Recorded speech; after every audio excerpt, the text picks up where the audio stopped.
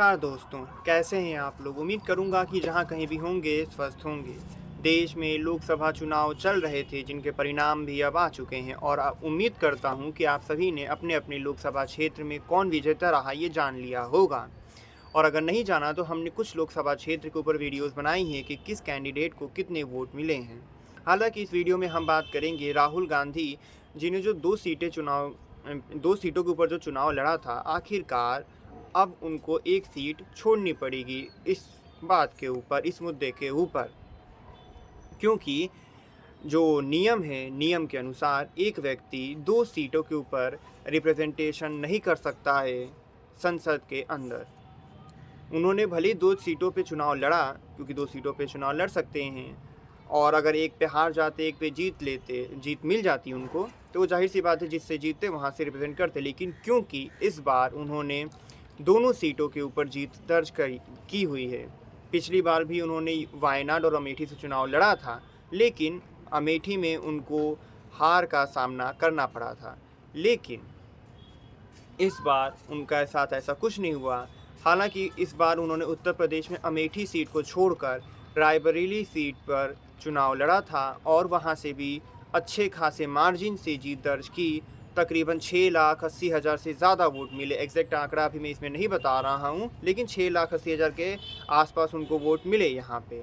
और उसके अलावा वायनाड लोकसभा सीट जो है केरला में, वहाँ पे भी उनको 6 लाख से ज़्यादा वोट मिले। 6,40,000 से ज़्यादा वोट तकरीबन मिले थे उनको। तो अब बात आ गई है कि उनको एक सीट कोई छोड़नी पड़ सकती है, कह सकती है, छोड़नी ही पड़ेगी, क्योंकि नियम है। आप एक व्यक्ति दो दो सीटों को रिप्रेजेंट नहीं कर सकते हैं संसद के अंदर। तो ज़्यादातर उम्मीदें यही हैं कि वायनाड जो लोकसभा सीट है, वो सीट शायद राहुल गांधी जी छोड़ सकते हैं। और मोस्ट प्रोबेबली, कंफर्म नहीं, लेकिन सबसे ज़्यादा ऐसी उम्मीदें हैं कि शायद पहली बार प्रियंका गांधी जी वायनाड से चुनाव लड़ सकती हैं, अगर राहुल गांधी जी वहाँ से अगर इस्तीफ़ा देते हैं या वहाँ की सीट छोड़ते हैं तो। हालांकि अगर हम बात करें पिछली बार जो हुआ था, तो पिछली बार तो अमेठी से उनको हार का सामना करना पड़ा था स्मृति ईरानी जी से। लेकिन इस बार अमेठी में हालांकि के.एल. शर्मा जी को उन्होंने उतारा, कांग्रेस पार्टी ने उतारा, और राहुल गांधी जी चले गए रायबरेली लोकसभा सीट पर और रायबरेली से चुनाव जीते हैं। और इस बार अब बस देखने वाली बात यह है कि आखिरकार कांग्रेस पार्टी अगर वायनाड से फैसला करती है कि वायनाड से राहुल गांधी जी सीट को छोड़ेंगे, तो वहाँ से किसको मैदान में उतारा जाएगा। क्या कोई वहाँ का कार्यकर्ता होगा जो वहाँ का लोकल कार्यकर्ता हो, या फिर गांधी परिवार में से कोई एक व्यक्ति वहाँ से जाके चुनाव लड़ेंगे। अगर ऐसा होता है कि गांधी परिवार से कोई व्यक्ति वहाँ पे जाएंगे, तो फिर ऐसा हो सकता है, कंफर्म कुछ नहीं कह सकते, लेकिन ऐसा हो सकता है कि जो प्रियंका गांधी जी हैं वो शायद वहाँ से अपना पहला चुनाव वायनाड लोकसभा सीट पर लड़ें।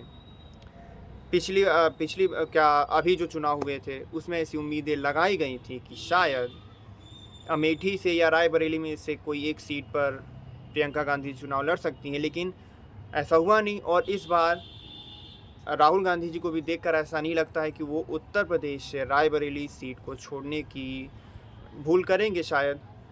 इसलिए मुझे ऐसा लगता है क्योंकि यहाँ पे अब जो कांग्रेस पार्टी है उसका प्रदर्शन काफ़ी अच्छा हो रहा है, क्योंकि इस बार भी सीटें काफ़ी ज़्यादा जीती हैं उम्मीद के मुताबिक।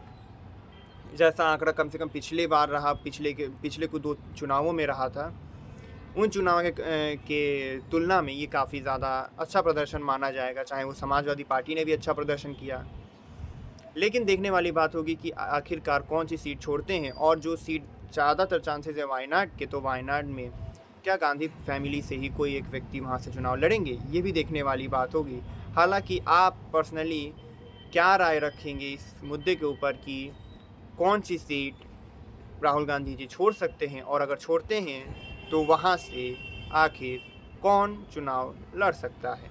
मिलता हूँ आपसे अब एक नए वीडियो में, तब तक चैनल को सब्सक्राइब, वीडियो को लाइक और अपने सभी दोस्तों के साथ शेयर करिएगा, और अपनी राय कमेंट सेक्शन में ज़रूर रखिएगा। मिलता हूँ आपसे एक नए वीडियो में।